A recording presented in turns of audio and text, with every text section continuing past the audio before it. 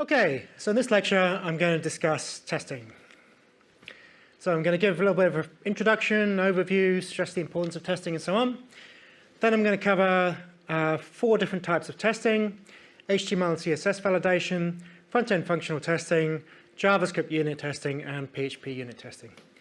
So in Coursework 2, I'm expecting you to do all 4 of these, and there's marks for all 4 of these. And in Coursework 3, I'm only expecting you to do front-end functional testing and JavaScript unit testing. Right, unfortunately, it's a sad fact that testing is often badly taught or not taught at all. Many universities, will teach you the sort of programming side, and they might teach you sort of UML, which is not particularly good development methodology, but the actual testing side is just sort of ignored, really. So you just sort of write some code for your assignment, hand it in, write some code, you sort of test it till it mostly works. It's bound to have some bugs in it, right? But you can get away with it, so you hand it in. And then, you get your code marked, and then later point in time, delete code, forget about it. And this is the sort of workflow for, learning code at universities. And quite frankly, it's a lousy workflow and has little correspondence with how industry actually works.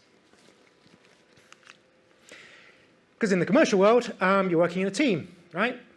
And the team is developing code that's critical to the success of the company, right? So if you're, Google or Amazon and your website breaks half the time because, someone hasn't tested some of the back-end code properly, then you're going to lose enormous numbers of customers and you're rapidly going to go out of business.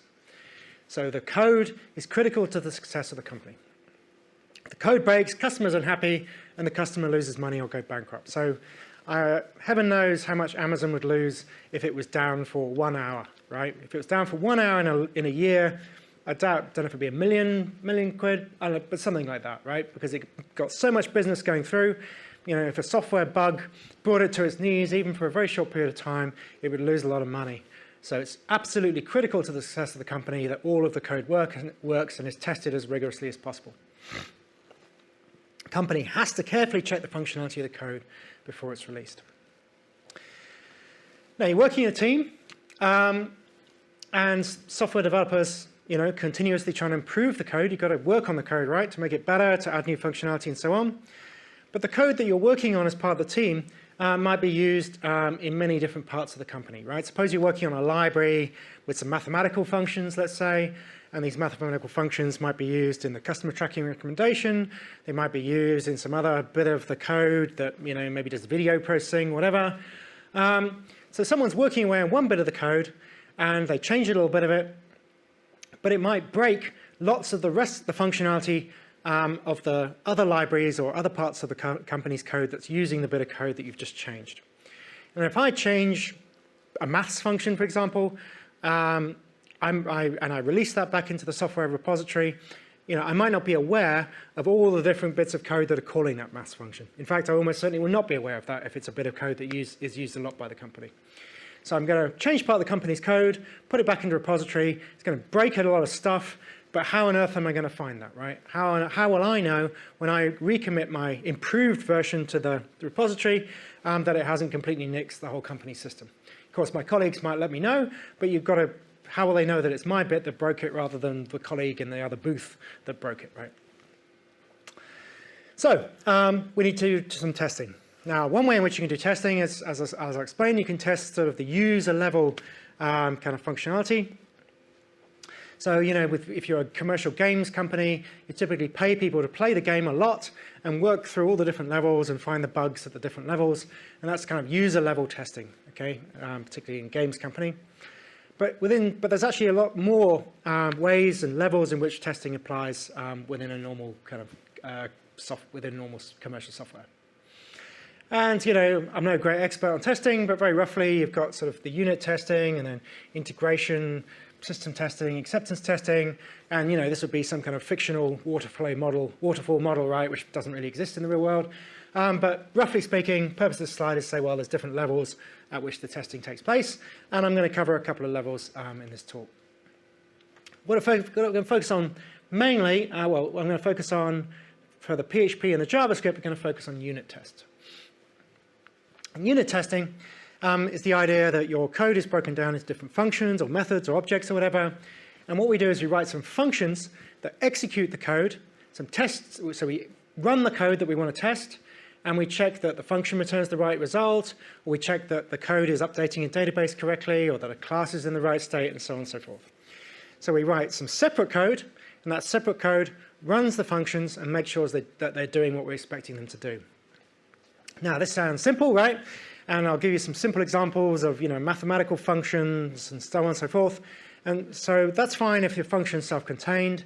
It ceases to be a trivial thing to write the code if you're, say, modifying a database, because you've got to make sure the database is in the right initial state and so on and so forth. And there's a lot of tricky stuff with testing objects, because if you're testing a class, often classes have dependency on other classes, so you can't just create the class on its own and expect it to work. You have to inject some kind of fake mock classes, or I think they're called, into the class, so that the class will actually run and operate in the expected way. So you often have to fiddle around with your code to make it testable. And I'll give an example of that with the PHP unit testing, where you've actually got to firstly rewrite your code in a way that's testable, and then you've got to write some other functions that support the testing. So simple testing is kind of easy, but it can become complicated when you're dealing with objects, or when you're testing objects, and when you're testing databases, or if you're testing Ajax, right, you've got to have some way in which you can send off the XML HTTP request and make sure you get back the right result, and so on and so forth. Now, linked up with this unit testing is this idea of test-driven development, or TDD. So if you're looking for a job and you've done some of this, look for the keyword TDD. And the idea here is, testing is so important in the commercial world, then let's reverse the process, is the idea of TDD. Let's write the unit tests first, and the unit test operates as a kind of specification of the functionality. And then you write some code that matches that test. So you write the test first, then you write the code that passes the test, and you continue to develop in that way, rather than writing code and then testing it later, which often people don't go around to doing. So code specifying what it's doing, blah, blah, blah. And the idea is that it enables you to write clean code that works. And TDD is typically part of agile development methodology. So agile development isn't necessarily test-driven, but you're typically going to write the tests at the same time as the code and have a continuous process of integration and testing. Not this, waterfall model, this, tried and ancient waterfall model where you, spend years writing down all your UML diagrams, and then you write down all the code that matches the UML diagrams, and then eventually at the end of the day you write some tests for that UML code. This never works like that in the commercial world. You're kind of constantly integrating and testing in a continuous process, and you're constantly working with a code base that already exists for the most part. You're rarely doing what's called greenfield development, where you're writing a code base from scratch. So if you look for TDD jobs or agile jobs, you'll find tons of them, because this is what the commercial world's using. Now, the beauty of unit tests and some of the other tests that I'm going to cover in this lecture are you can run them automatically, right? It's just code that's testing other bits of your code, so you can run this all the time. So it's very easy to automate the running of tests. You can completely test your entire code base every hour, for example, by automating that. Or at the very least, you can run all the tests whenever new code's committed to the source code repository. Now, if you're running a commercial website, you're almost certainly going to want to run your sort of front-end testing in the background as often as you can, really, to make sure that the website's operational. So that the moment the website goes down because of a database error or something else, which it will do, then you can immediately notify the system administrator or someone who can actually come in and fix the problem. Because as I said, even hours, seconds are crucial if you're running a really big-scale commercial website. So yeah, this is the point about running the test all the time. Now, you often have a separate test environment, right? It wouldn't make a lot of sense to write some dodgy code, commit it to the live website, and then hope that it worked, right? So what Trinity Mirror had when I was working there is they had a sort of, really sort of rough and ready kind of development environment. And then they had at least one kind of intermediate environment, which was kind of a rough copy of the commercial environment. And so you commit the code first to the rough and ready environment, make sure it all kind of appeared to work, run the tests. Then you commit it to the sort of pre-production environment. And I think they might have even had a third sort of just pre-release environment, something like that. So you've got at least one or two intermediate places where you can run your tests and make sure everything works together before you finally move the code into the sort of release environment. So obviously you don't want to run database tests on the production database because you're going to like kill customer data and all the rest of it. So you need a sort of staged set of environments where you can run the tests, have a kind of fake database data. It doesn't matter if you delete it all by some accident, right? And then you can finally move on to the production database when you're confident that everything's working and you can run your release. And then you continue to run your tests within your production environment to make sure that the website's up and running and everything's functioning okay. So, because of the importance of all this testing, we're going to have some marks for testing Coursework 2 and Coursework 3. So the idea in Coursework 2 is I want you in Coursework 2 to just understand how tests are run and to document the results of running those tests, okay? So in Coursework 2, I don't care. There are no marks for passing the test. All the marks for testing in Coursework 2 are for running the tests and documenting the results of the test. In Coursework 3, I'm expecting you to be a little bit more advanced at this stage. So I'm expecting your code to pass the tests. So you only get half marks if you write tests that fail and document the failed results, yeah? The crucial thing is I want the code for the test to be submitted and the result of the test to be included in your final report. I need to see the code or explain how you run the test. In the case of validation, there's no code, right? And you must document the result in the final report, and I'll explain for each of the types of tests what you actually have to submit. So you must perform the specific types of tests, the validation, front-end validation, front-end functional testing, JavaScript unit tests, PHP unit tests. You must perform these types of tests, but I'm not asking that you use the specific testing frameworks that I'm going to talk about in this lecture. So if you want to use a different JavaScript unit testing framework, that's absolutely fine. You're welcome to use Mocha, Jasmine, whatever you like. I'm going to explain how you use QUnit because I think it's easy to use. But if you want to use something different, absolutely fine. Same with PHP testing. It doesn't matter what you use as long as you run the specific type of tests. Okay, so that's my little intro. Now we can go on to the actual different types of tests that I'm going to ask you to carry out in Coursework 3 and Coursework 2. So validation. So it's very easy to make mistakes when you're writing HTML and CSS, right? You miss like a little closing bracket, something like that. And this is even easier when you're dynamically generating the HTML by PHP. So, you're out putting a lot of echoing, mixing up with data. It's very easy to make mistakes when you're doing that. Now, a lot of browsers, most browsers try to be as error tolerant as possible. They want to display the page as best they can and do their best job of interpreting. They're not going to ruthlessly punish you for your errors. They're going to try and be as forgiving of errors as possible. But the way in which they interpret buggy code, they'll actually handle errors differently. And so that if you've got your code has got errors in it, it's less likely to be compatible with multiple browsers because each browser handles the errors differently. So if you're missing the doc type, one browser will interpret that one way, another browser will interpret a different way. If you're missing a closing tag, the same applies. It's also important to check that your HTML and CSS comply with appropriate standards. That, again, is going to maximize your cross-browser compatibility and enable it to be displayed to a wide variety of audiences and a wide variety of different devices. So, for example, get the doc type declaration right is important. The alt tag and images, as I explained, that enables it to be read by, web crawlers, and it also enables it to be read by people with screen readers, people with visual impairments. So it's important your HTML is free of errors and it has, conforms to the appropriate standards. And a very good way of checking this is using validation services, which are particularly easy to use if your website's got a public URL. But you can also, then you can just put the URL into the validation service, and it will check your HTML, check your CSS, and make sure that it doesn't have any errors and conforms to the appropriate standards. And they also support file upload.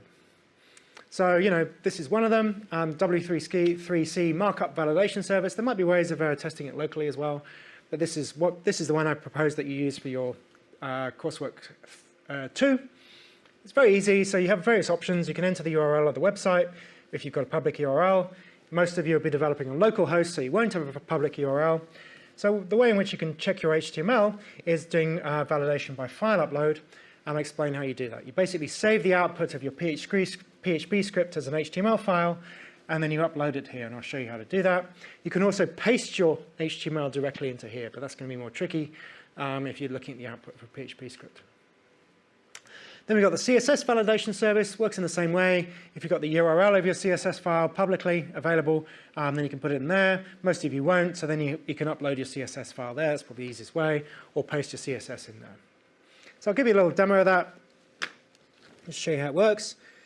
Right, so let's go to Chrome. So here I show you my shopping website here, which is outputting, the table with, the shopping basket and so on and so forth. Now if I do Control S, that will enable me to save the HTML as a file. Now you often have an option here at the bottom, web page HTML only or web page complete. You really just want the HTML only. Web page complete will probably save like the CSS file and the image files and all the rest of it in some kind of folder and maybe hack the links a little bit. You really just want the HTML here. So we're just going to save the HTML, and I've already got a copy there. So now we've got the HTML saved as a separate file, and now we've got the markup validation services. So this is, if we have a public URL, I can put it in here. Instead, we're going to validate by file upload. So click on that. I choose the file I want to validate. This is the file I just saved, object-oriented basket. Save that, choose the file there, and then I click on check. Then the validator will check my HTML, make sure it's compliant, and I get a bunch of errors.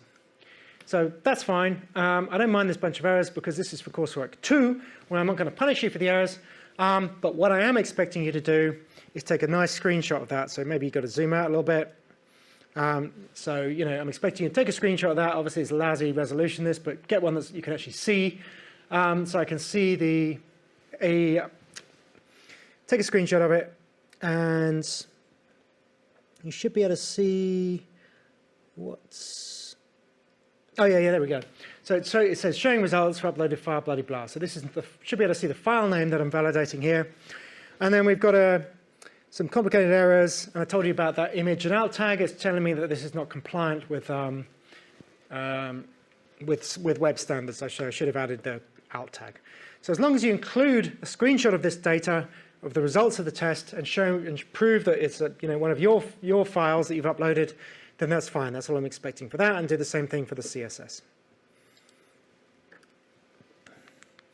So yeah, not expecting the HTML and CSS to pass. I want you to run the test and include the output in your final reports. That's all expected for the validation test.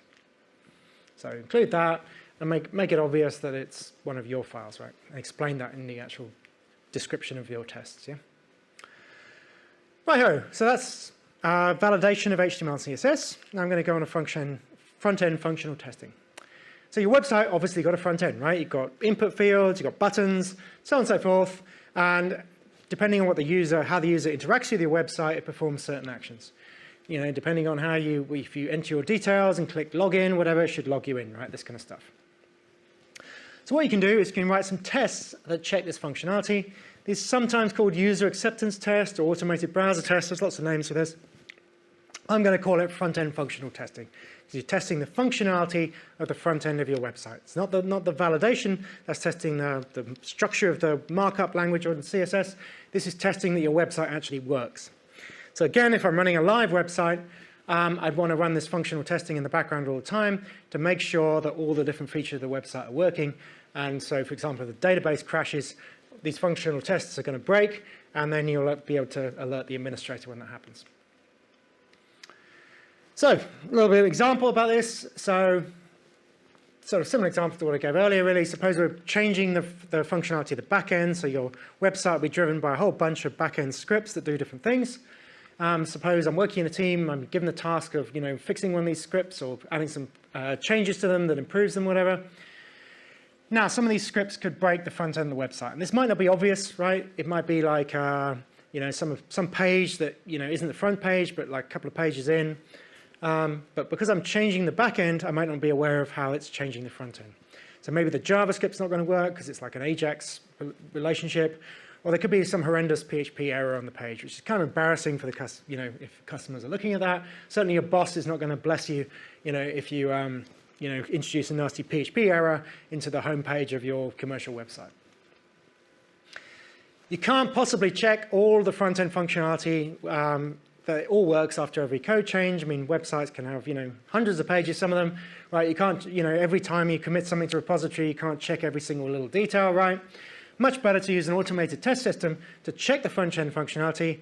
Each time you create a new piece of front-end functionality, you add a new test, and then that test can be included in the automatic test suite that runs continuously, ideally, or at least after every new release of code. And this will generate an alert when the front-end functionality breaks. Now, to explain the framework I'm going to present to you now for doing this kind of testing is Selenium. Again, this is used at Trinity Mirror. That's where I'm drawing a lot of this stuff from. But there are other frameworks, as I'll mention. It's pretty popular. It's probably one of the main frameworks for automating testing of user actions in a browser. Now, there's two versions of this. There's one version called the Selenium WebDriver, which will let you write, standard code with classes and so on and so forth, and that code will interact with the website and click on different things and so on and so forth. So this is the way in which you can do a unit testing style tests on the front-end functionality. So if I was doing a commercial website, proper commercial website, I'd use the Selenium WebDriver without any doubt. In this course, I'm going to make things a little easier for you, particularly since I don't want to get deeply into Java or running JavaScript on Node or whatever it is. So I'm going to focus on the easier example here, you'll be pleased to know, which is a Firefox plugin. It's an integrated development environment that lets you record tests, and then you can play them back to check that your website conforms to the tests. It lets you manually create and save simple tests. So this will introduce you to the idea, and that's what I'm trying to do here. Whereas if you want to do this properly in a commercial setting, you probably want to use the Selenium WebDriver. And if you doubt my assertion that this is proper commercial stuff, do a search for Selenium on TechnoJobs or similar website. You find lots and lots of jobs in this. Okay, it's mainstream technology. So I'm going to show you how the Selenium IDE works. So it works as a Firefox plugin. You can probably get a non-supported plugin for the browser, but why go for the slightly dubious non-supported plugin, right? When you can have the solid Firefox plugin. You just download it. As I explained, it lets you record sequences of actions in the browser, and then you can add assertions that check certain things are happening in the page that you'd expect to be happening, and then you can save these tests as HTML files or export into another programming language. So it's quite nice. Even if you do go for the WebDriver approach, you can create some tests in Selenium IDE and then export them so you can actually run them automatically. It's quite a nice way of doing it. So if you go to Selenium HQ, then there's a link there to adding the Selenium IDE to Firefox. Then you get a chance to do this. You click on Add to Firefox. It does whatever it does. And then to actually run it, I found this a little tricky because my Firefox didn't have this as an option, but you should be able to find the developer tools, or you can actually see the Selenium IDE. So if you can't see this, you click on Customize, and then you might have to pull the developer button across in order to be able to see it in the standard menu. So Firefox changes what it does and depends on the screen resolution and all the rest of it. So use the Customize if you can't see developer or Selenium IDE in this set of tools. So yeah, if you click on developer, you get the chance to run Selenium IDE, or you might have a button that linked directly to it there. And then this is what you see. This is the Selenium integrated development environment. So it'll typically launch by default in the recording mode. That's the record button there. And so when it's in recording mode, whatever you do in the Firefox browser is recorded here as a sequence of commands. Once you've recorded something you're happy with, a sequence of actions in the browser, you take off the recording button, and then you can play back a single test, and then you'll see the results of the test here, or you can play back all of the tests that you've recorded. I think you can record like several ones simultaneously, something like that. Here we've got a fast and slow button, so you can change the speed at which it runs back the tests. Oh yeah, here are the different test cases along here, right? And typically, as I'll show you, we're going to record a test for one of the simple websites I've got. Record a test, and then you can actually add things to that test you can manually edit this test by adding new commands. And typically, once you've recorded a sequence of actions, you might want to add an assertion to check that a certain piece of text is present on the page, for example. So I'm going to do a demo. This demo is almost certainly going to go badly because I always have tricky problems with this, especially with this lousy screen resolution, but we'll do our best, right? Okay, so let's find. So just bear with me if it all falls apart, right? Why have I got 3 Firefox pages open? Right, well, yeah, there we go, right? Okay, let me just get rid of the other Firefox page. Yeah, whatever. Okay, so lousy Firefox bugs to start with. Thought it'd go badly. Right. Okay, so here we have our customer login page, right? And what we typically do on this, we do something like d@g.com. I don't want that. And then we'll submit the password and try and log into the website. We get that annoying stuff there. And if I got the password wrong, it's going to say email not recognized. Okay, so this is the functionality that we want in this case. I mean, we could also want to check. We want to check that the login failure works, but also at some point we probably want to check that the login success works as well, right? Let me just kill that Kaltura stuff. Yep. Okay. So this is the functionality we want. We enter some stuff. We submit query. So required field, and then let's just do never remember. Maybe get rid of that. Okay, let's see if we can get it working nicely first without this annoying thing. Great. So we enter some stuff, type in the password, and we get email not recognized. So that's the bit of functionality we want to test. You know, it doesn't crash. We don't get some kind of weird PHP error. We don't get OK. When we enter the incorrect password, we enter the wrong stuff, and we get email not recognized. That's correct behavior for this website. Now, let's work out how we can do a test with this. So what we do is the open menu here.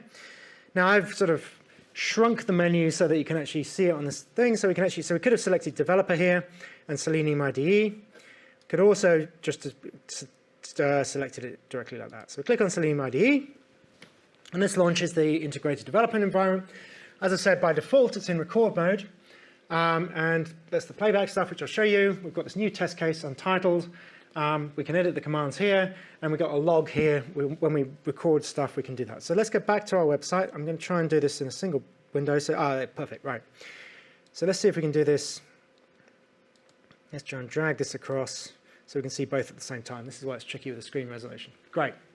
So now I'm going to do some stuff in this website. I'm going to type some things, and hopefully Selenium will record them. So I'm going to type in d@g.net,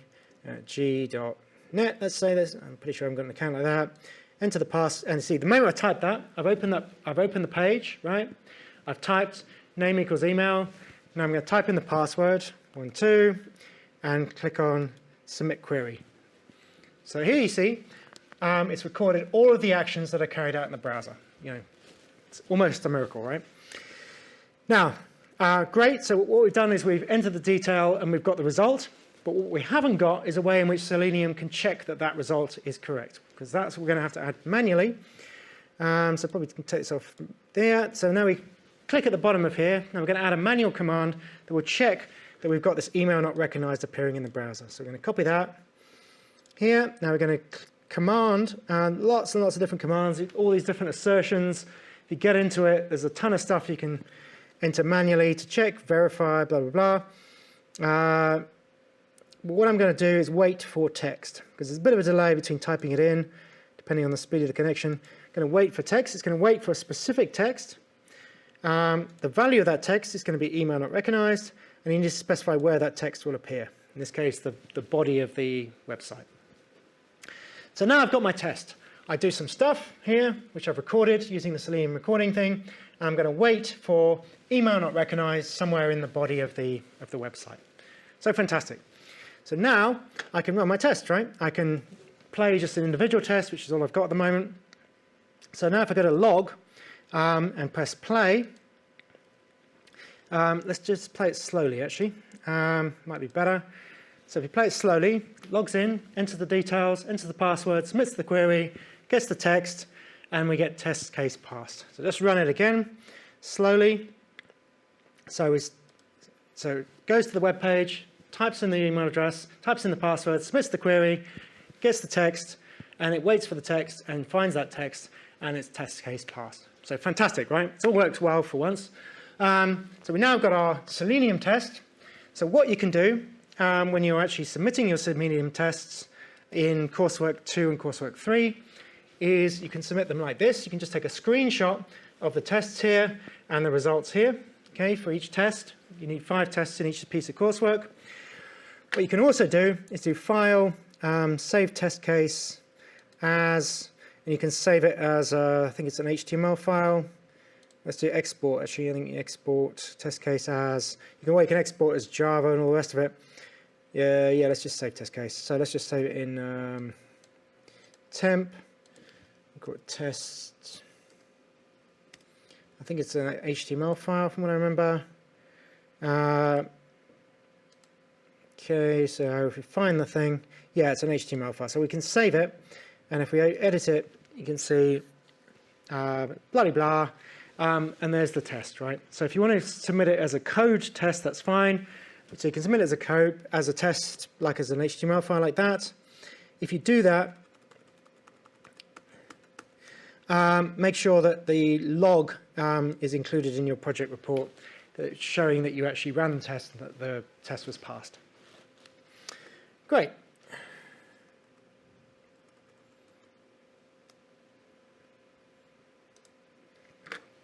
So that's Selenium.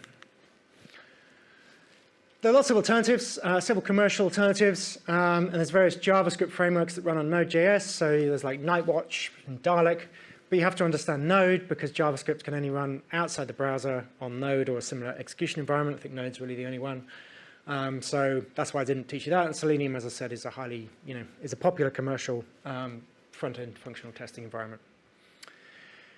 So in your coursework 2 and 3, you can create simple tests of the login, search, and so on using the Selenium IDE. As I said, you can include screenshots of the test results in the project report, that kind of log of, do this, do this, do this, test passed, so on and so forth.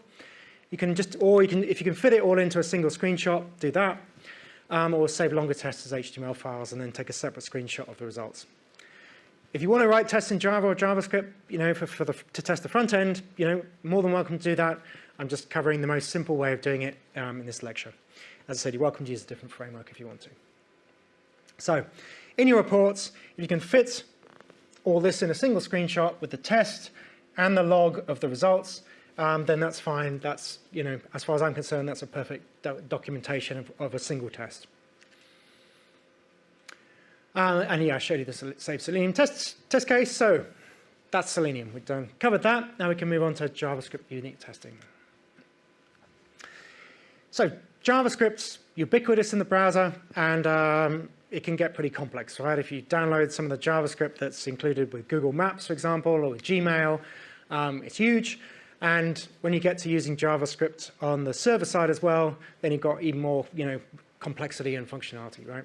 So if you're writing a lot of JavaScript, you really need to unit test it. Absolutely, no doubt about that at all.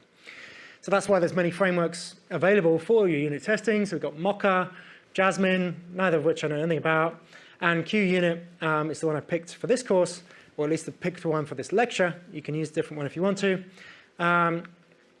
Mainly because it seems pretty easy to use, and it's used as part of the jQuery.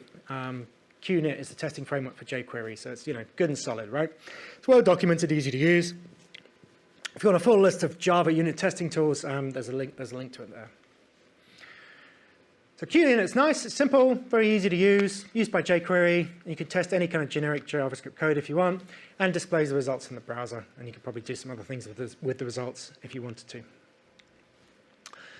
So let's suppose we want to test a JavaScript function that multiplies two numbers. It's about the simplest kind of function we could ever possibly test, right? So here we go, a function, multiply, and we've got two arguments, number one and number two, and in theory, it should return the product of those two numbers. So if we want to test this function, we create a test HTML file. We include the appropriate QUnit, JavaScript, and CSS. We add some div tags that have the appropriate IDs, and those div tags are going to display the results of the test. Then we write the tests, and then we view the HTML file in the browser. So this is the rough workflow of how we test a function using QUnit. So I'll go through this. This is a little example. So the top of the page, we need to have a CSS file, the jQuery, the QUnit CSS file, and we need the JavaScript that will actually, the JavaScript framework for doing the actual tests. Then we need this. Then we need the actual testing code. So first, top of this, we've got the. We need a couple of divs. So these are the divs with specific IDs that are required by the QUnit JavaScript to insert the results of the test in the div, just like any kind of dynamic modification of HTML. Then we got the function we want to test. This is a very simple example. Normally this would be in a separate file, as explained later. And then we've got the actual test. So you just have this kind of QUnit.test. So this will execute a test. You specify, give a name to the test. And then in this case, we've got an anonymous function that's running the test. We could probably specify a separate function that ran the test. And this is an assertion argument. And the assert has a bunch of methods. In this case, we're checking strict equal. So it will cause, it will check that this is equal to this, including, I think it's matching value and type. So it's going to check, so it's going to call our function, multiply here, with 2 arguments, 2 and 2, which is in theory going to multiply. And it's going to check that the result of executing this function is equal to 4 in this case. So we're calling our function and comparing it to an expected result, and checking, and that's an assertion that, those 2 things will be equal. So that's our first test. And then we got a second test, because it's not enough to just run a single test, right? Because we need to try and cover a realistic range of possible inputs to the functions. So here we have another test. In this case, we're saying what that test is, description of it, 2 by 3. And then we have, again, this function, anonymous function. And we're asserting that, the result of multiplying 2 by 3, by calling our function with 2 and 3 as the arguments, we're going to get the result 6. So we get that, so we build this, create this file here with the stuff I just explained. We open it up in the browser, and then we get the results. And it fails, first test it passed, and the second test it failed. And that's because what's returning is the number 1 plus number 2 instead of number 1 times number 2. So this sort of illustrates a point I want to make, that it's not enough to just, because it turns out that 2 times 2 is the same as 2 plus 2, so this test will pass, whereas this test will fail. So with any kind of function we want to test, we want to try it with lots of different kinds of inputs so we can robustly test it as best we can. Now, I showed you the simple assert, in this case assert strict equal, but there's lots of different kinds of assertion we can make. We can do OK equal, deep equal, property equal, strict equal, and so on and forth. You just got to look at the documentation if you want more details about different ways in which you can compare things using QUnit. To give you a little bit more realistic example, I'm going to show you how you could run some tests for the customer recommender. So if you create your own version of a custom recommender, this is one of the things that you could test in Coursework 2. And in Coursework 3, well, you'll have your own lots of JavaScript, both client-side and server-side. So there'll be lots of different things you can test. So I showed you this object-oriented customer recommender in a previous lecture, and I'm going to explain how you can write tests for it. So here's the recommender. If you remember, it's got like the constructor and then methods that kind of add keyword, get top keyword, save, load, and delete old keywords. So for each of, if this was a commercial bit of software we were releasing, I'd want to write fairly comprehensive unit tests for each of these pieces of functionality. Now, first thing about tests is you shouldn't mix them with production code. Your release may or may not include the testing code. You might want to make a choice about that. So for sure, you want to put the tests in a separate folder. So you've got a very nice clean, this is your functionality, and this is the testing of the functionality. Always put it in a separate folder or in a separate place, as long as it can reach the code it needs to test, obviously. So these are the customer recommender tests. So here we have the files we need to include, which include with any of these QUnit tests. And then we've got 2 things. We've got our tests. So if you look back to the data structure, we've got the tests themselves. I put in a separate JavaScript file, and then the HTML that displays the tests, I put in an HTML file to keep everything nice and separate. So this is the HTML file here. So we've got the need to include the JavaScript and the CSS for QUnit, and then we're including the separate JavaScript file containing the tests, and then we've got the code that we want to test, which is in this case upper directory. We need the divs to include the results of the tests, and then we've got just a very simple piece of HTML that will run the tests and show the results of those tests. And then we've got the tests. So in our tests, whatever I called it, test.js file, we're maybe going to test add keyword and get top keyword. So again, we've got this kind of anonymous function here. So firstly, we're going to create our new recommender. We're going to put the recommender in a known state, so we know that it's got no keywords in it to start with. Then we're going to add some keywords. Now in this case, we're adding 3 fishes and 2 cats. So we're expecting it to recommend fish rather than cat. So now we can do the assert. So now we can run an assert that the top keyword should be fish, because the statistic, the crude statistics in this recommender should count the fact that fish is more popular than cat. Now, if we had another two keywords, like cat twice, then we'd expect the cat to be a more popular keyword, and then we could check that it's recommending cat instead of fish. Now, if we were doing a proper test, we'd probably wait for the timeout to expire, and then see if it's still recommended anything, which it shouldn't. So we might also want to check the timeout on this get top keyword method. And then we could also check save, for example. So in this case, we create a recommender, put it in known state with a bunch of keywords here, and then we save it, call the save method, and then we check that the local storage contains the keywords that we intended to save. So we're making sure that the saving method is actually working. And obviously this is kind of simple, but if it was a database or something, we'd have more work to do here. So when we run these tests, turns out it passes them all brilliantly, which is all good. So I think for each of the assertions, you get like an OK or, this test failed miserably kind of result. So as I mentioned at the beginning of this talk, there's many different ways in which you can test the functionality. These are very incomplete tests, and you often have to manipulate the object that you're testing. Keep your tests small and modular, and try and make them as comprehensive as possible, because this will make it much easier to trace the source of errors when the test breaks. You don't want some kind of humongous test that tests everything at once, because when the humongous test breaks, you'll be like, well, where's the error? Whereas if you've got nice, small, modular tests that pick out different bits of the functionality, then you'll find it very easy to move from a broken test result to the bit of code that broke the test, and then you can track it down, right? Because typically a software bug will break several tests at once, and so the more specific your tests are, the less that's going to happen. So yeah, marks for JavaScript unit testing in Coursework 2 and Coursework 3. As I said, it has to pass the test in Coursework 3. It doesn't. You only have to run the tests and show the results in Coursework 2. So your final submission must include the code for the tests, right? So I've shown you a bunch of code for testing the recommender. This kind of code with the QUnit and so on and so forth. You must include the code for the tests in your code submission, and you must include the screenshots of the results in the final report. So I'm expecting to see this kind of thing in your final report, and the code that produces this kind of thing, as well as the HTML, obviously, wherever that is. So the HTML plus the the external JavaScript test files, if that's how you're running it, in your final report. So both the code and the screenshots. There will be no credit given for tests without code and results. Code that's not run, no credit for that, and just results without code, no credit for that either. You must give the code for the test and the result as a screenshot in your final report. Right, so the last bit of testing I want to cover is PHP unit testing.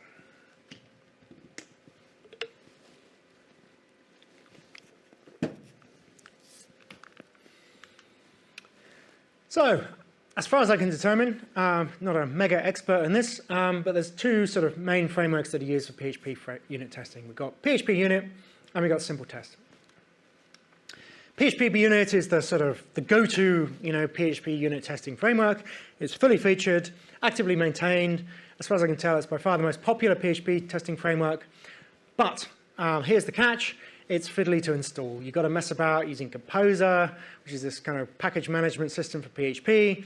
And I've been trying to avoid that in this course because I can see it leading to a whole world of pain trying to get Composer working on multiple different PHP installations on Macs and Windows computers and the computers in the labs and so on and so forth.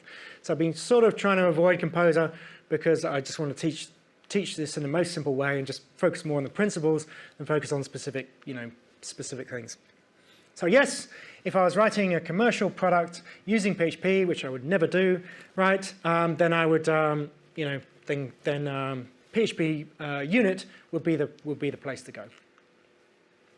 On the other hand, there's also Simple Test, which is very, very easy to install and use. It's not actively maintained since 2012, I think it was the last update, but it works perfectly well. And so I'm going to focus on showing you how to use Simple Test because it's so much easier to install and use. But obviously, you're welcome to use PHP Unit instead. If you've got your eye on that commercial PHP job, then probably you want to get to grips with PHP Unit because I doubt Simple Test is used much in the commercial world. But it's good. It works perfectly fine. And as I said, I want you to understand testing, and most of the hard work in testing is not the framework, which is just a few lines of code. It's the actual rewriting your code so that it's testable, as I'll explain. So to use simple test, we just download it, we just unpack it, and we just copy it to the www folder. It's that easy. So we just download the simple test, and then this is my www folder here, and all I do is I bung everything into a single folder in my www folder. Then I can easily access it, and it'll just run. I don't need to mess around with anything, and that's why I'm recommending that you use it. So to create a unit test with simple test, I create a standard PHP file. I need to include the simple test auto run script. I extend the unit test case class, and they add some functions that start with tests and do not have numbers in them. There's tricky with the naming simple test, despite the fact that it's called simple test, it's a little bit sensitive. And then it will automatically run all of the functions that start with test inside my extension of the unit test class. So I realize it's obscure, so let's make it clear with an example. So I need to include this auto run script here. And then I create a bunch of tests. So this is object-oriented PHP. I haven't explained that in this course. It's very similar to other kinds of object-oriented programming. So don't worry about the details because you don't really need to know them. So here we have a Boolean test. So this is the name that I've given to the test. There's nothing fancy about these names, but the important thing is it needs to end with the word test. Pretty sure that's important, so stick with that as a convention, I recommend. So we've got our Boolean test, but I could have called it my test, could have called it David's test, doesn't matter what it's called as long as it ends with test. I'm extending this unit test case. Then within this class, I can add like many functions as I want, but each of these functions must start with test. So I'm testing truth in that case. I could have test John's hat, whatever, it doesn't really matter. But it must start with test, and then some kind of word there, whatever, to identify the nature of the test. And then that's one test here, and that's another test here. Again, could have called this anything. It's extending the unit test case. Just copy this syntax, and then we have a test, the functions that are actually executing the tests. So in this case, I've got my var, which is true. And just like the JavaScript unit testing, I'm making assertions.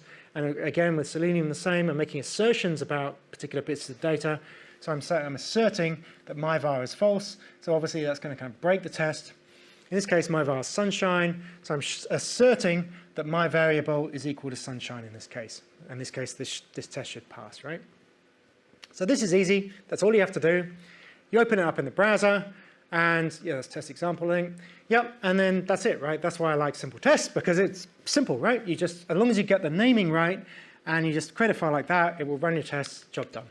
So you open it up, and it's obviously the Boolean test failed, and it's telling me here, I've got one pass, one fail, no exceptions.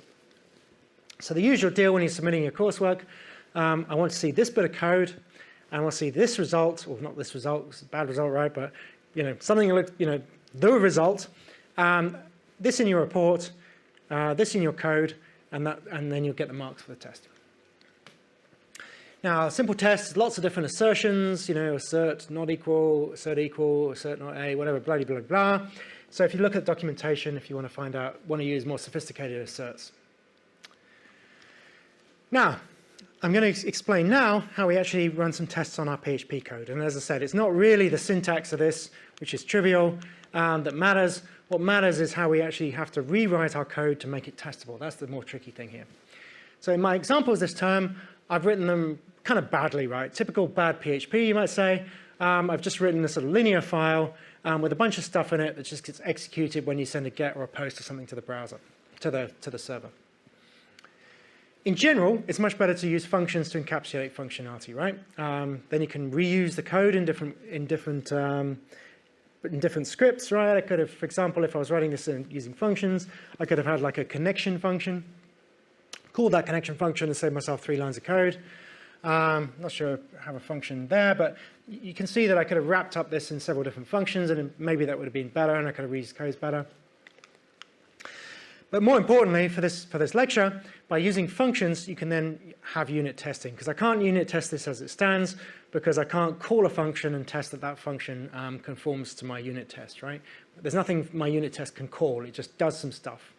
So I need some functions if I want to get some unit testing done. So I've got to rewrite this to make that possible. So what I'm going to explain, so this is my add customer PHP. So instead of having this long line of bits and bobs that are executed by the server when you get a HTTP message sent to it, I'm going to rewrite it in this way. So instead of having all this stuff, I'm going to wrap it up in a function called add customer. And the add customer function is going to have a name, an email, and a password.